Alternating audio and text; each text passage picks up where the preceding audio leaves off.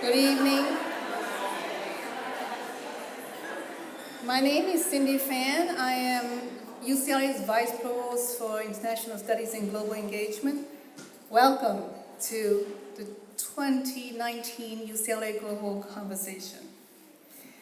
As a land-grant university, the International Institute at UCLA acknowledges the Gabrielino Tonga peoples as the traditional land caretakers of Tawanga.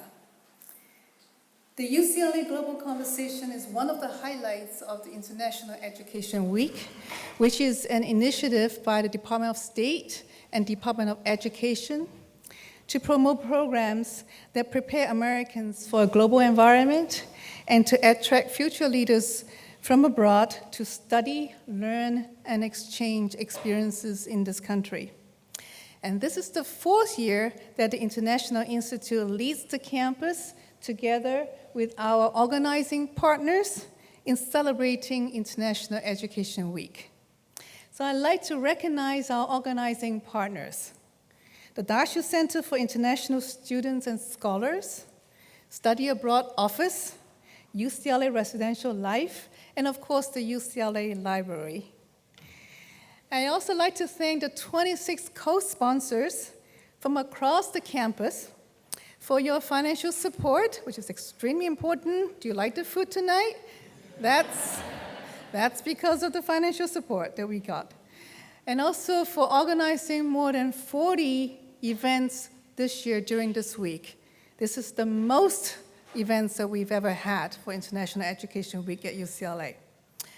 And I also like to thank the International Institute faculty who are here tonight, and especially Professor Chris Erickson, who is the Senior Associate Vice Provost and Director of the International Institute, as well as the many staff of the International Institute who have worked for the entire year to prepare for this week. And among the participants tonight, our UCLA leadership, we have many vice chancellors, vice provosts, deans, faculty here, directors, etc. Thank you for coming here. And there are also staff, students, student organizations, and I know that there are some student ambassadors, international student ambassadors who are here. Please raise your hand if you are one of the student ambassadors. Thank you for coming. Also alumni, friends, and supporters.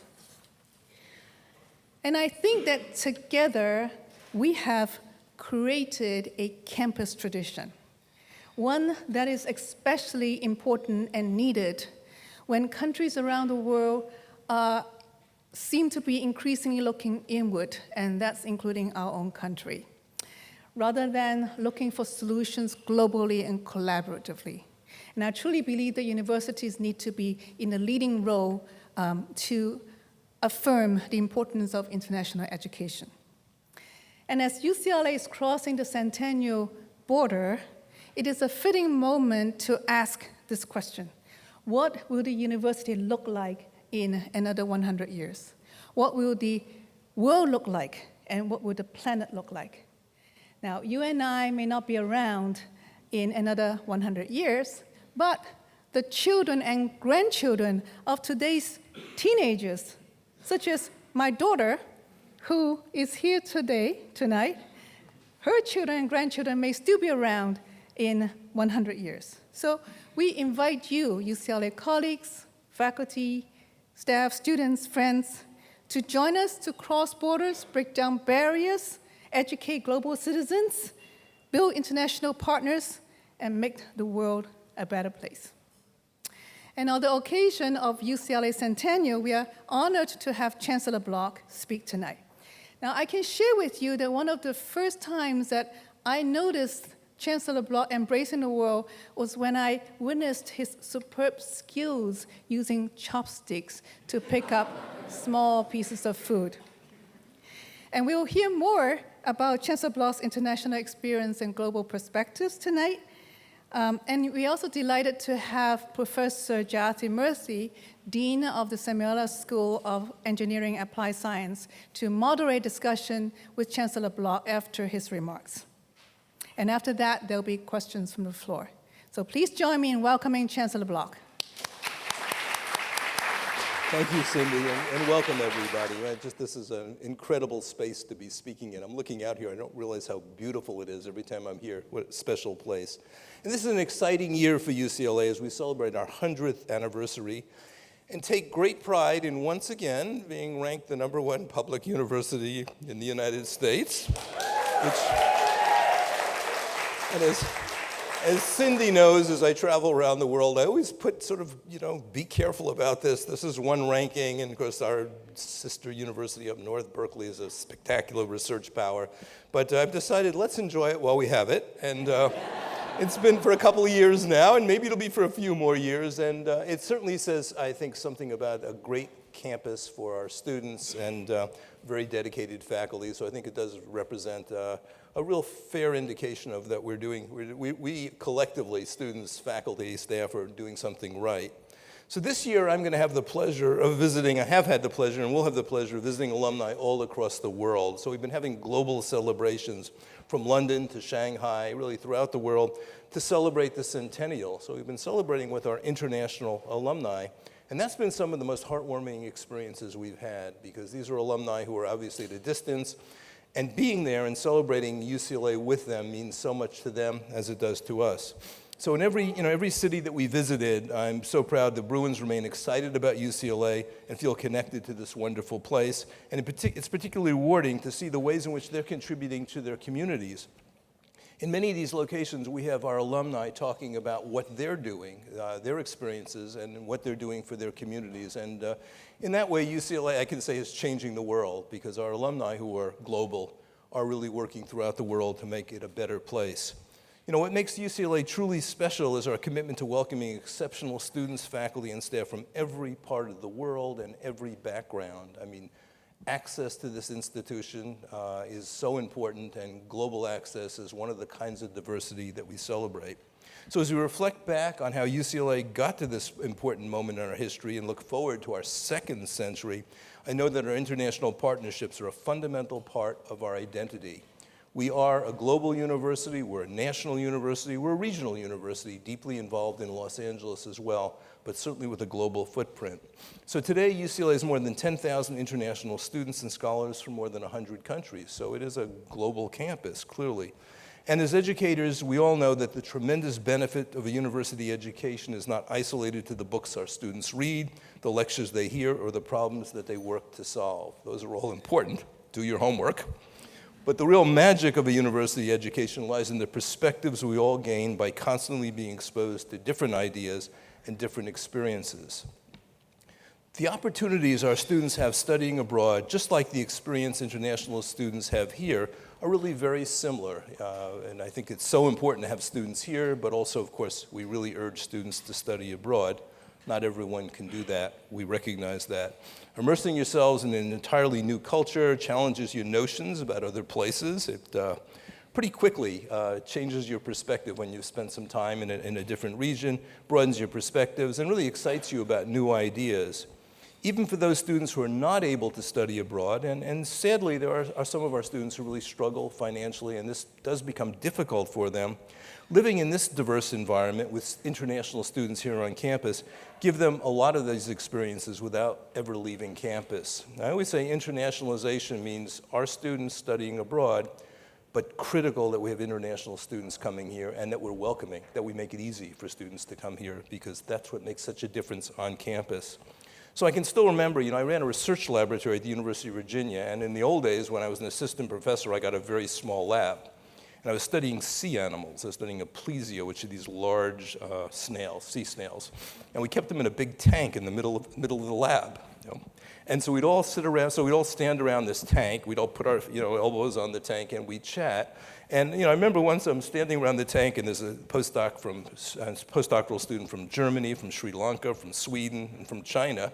We're all talking about our research, but we're also talking about food and news and different perspectives. And it was always extraordinary that the lab brought to me perspectives from all around the world that I would never get from a more homogeneous group of students. It really was remarkable when you have such an international lab. And that is common. at UCLA to have international labs and have international research programs. So that's important. And these were really delightful moments. They're also powerful when we realized all that we can do our very best work when we're in a diverse environment, and diverse in every way, just diverse groups of people. They do better science, they do better scholarship, they just are more creative, and we have to recognize that, and again, global diversity is part of that mix. The challenges our society faces today are greater than any one researcher, any one university, any one nation can solve on its own. It's very clear that most of our big challenges today in society are not restricted to any one nation. You know, global challenges like climate change, it's occurring. We can feel it here in Los Angeles. Or seasonal or affective disorders such as depression require global solutions. These are problems that affect everyone in the world. If coral reefs die in Australia, they will certainly die in Central America. The 300 million people who suffer from depression worldwide suffer the same way, whether they're in Asia, Africa, or America. They're all struggling with the same type of disorder. And while some might want to turn their backs and move away from others, at UCLA we pride ourselves in bringing people together. So by doing so, we can test theories, we can broaden our perspectives, and I think we can make a real impact. Again, I think I'm talking to a room of believers, so I'm talking to the converted, you know this, but it's so important to keep this university international in its complexion. And that's precisely what we're trying to do with two of our grand challenges, talking about projects that really have worldwide significance. We have two very large projects on campus, multidisciplinary projects. The first is aimed at creating a sustainable community, and the second working to reduce the burden of clinical depression. Two of the researchers leading the Depression Grand Challenge, in fact, are from the United Kingdom and New Zealand, so already even the leadership team is international. So as UCLA contemplates our second century, I'm profoundly grateful to the work of Vice Provost Cindy Fan and all the organizing partners and co-sponsors of International Education Week. This is really a time when we can all come together and celebrate all this being accomplished on campus. My thanks extend to all of you attending this wonderful event, and all of our faculty, staff, and students, alumni, and supporters who have remained dedicated to UCLA's vision as a global learning and research environment for all. And I can't emphasize enough in today's climate, and I don't mean temperature, we have to make sure that we remain a welcoming institution. And that will leave me optimistic. The fact we can do this gives me great optimism for the next 100 years. So thank you very much. Good afternoon, good evening, I guess is what it Good is. evening. My name is Jayathi Murthy. I'm Dean of Engineering at UCLA. I want to say how delighted I am to be here. I started my life in this country as an international student, so I know exactly what you're talking about. My experience, it opened my whole world up. It gave me the life that I have today, and I'm intensely grateful for that opportunity. So I'm really delighted to see you all here. I've got a bunch of questions for you. Sure. They were on the assignment, and so they're easy questions. I hope. We'll see how you do. They're never easy, right? Right. All right, so let me start this off. So my intent is to ask a few questions of the Chancellor, and then to open this up to the audience, and you can grill him a lot harder than I will, right? So let me start you off with an important question. We live in a time in which nativist sentiments are in the ascendant, and we seem to be questioning the value of international relations and the presence of international students on our campuses. I appreciate very much the words that you spoke today. I think our leadership speaking words of support for our internationals is really, really important. So I don't discount the value of words. They're deeply important. But I do want to talk about actions. Actions matter. And so are there concrete actions that UCLA and the UC system are taking to ensure that our campuses remain open and welcoming to international students?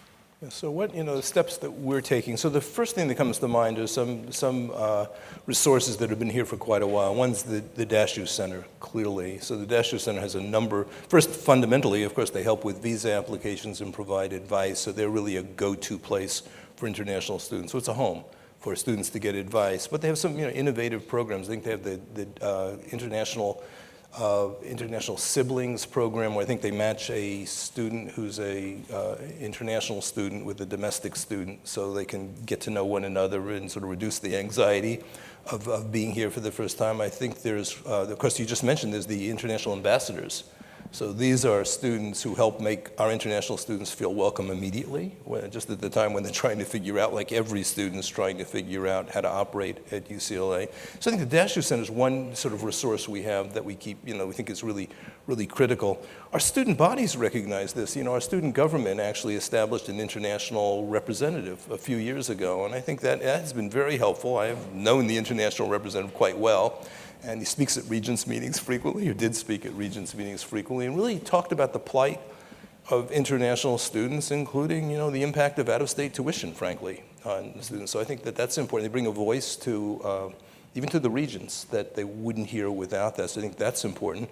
Our Dean of Students has devoted resources, again, to working with international students to make sure that we can overcome some of the barriers they have. And system-wide, the university recognizes globalization of our campuses is important, and they played a role as well in providing resources. So I think overall, we've developed a set of programs and approaches I think that are helpful. And then I appointed a special advisor for immigration issues, Professor Abel Valenzuela, and he's provided me with a lot of advice. Students that have difficulty leaving the U.S. and getting back, and he's very alert to these issues and trying to make that as easy as possible. We're faced with a difficult situation, and I must say our federal government's not making this easy for us in many ways, and I think they're completely wrong, because I think that it's critical that we keep our borders open to international students, both for immigration, which has built the United States, and as well as for visitors. That I think is important, because visitors, even though they might not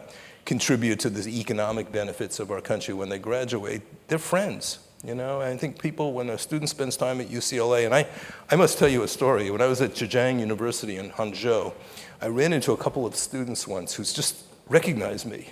And they said, "Oh, Chancellor Block." They said, we spent summer on the UC at Westwood. They said, we had a program. They said, "Oh, best summer of our lives." It was incredible. And I thought, those are two people that will never demonize the United States, because they know students, they know people, and all of a sudden, it's a different world. And same for our students who visit China. So I think this is really critical. So I think we can, I think we have to maintain our effort, even though it's challenging. There has been, the immigration, the travel ban has been a real problem for us. We've written to the Attorney General about this. We've collectively expressed our opposition to it. We're trying to provide as much advice as possible, but it is challenging. Yeah, well, soft power is important, and education is the softest of powers. It really is the big arm of influence that the U.S. has abroad, right? Right, exactly. So let me ask you a somewhat more delicate question. Now, a couple of weeks ago, you, EVC Carter, VCR Wakimoto, and Academic Senate Chair Michael Morans sent out a letter to the campus community addressing the issue of IP theft by foreign governments, and reaffirmed your support for policies that are race-blind and national origin blind.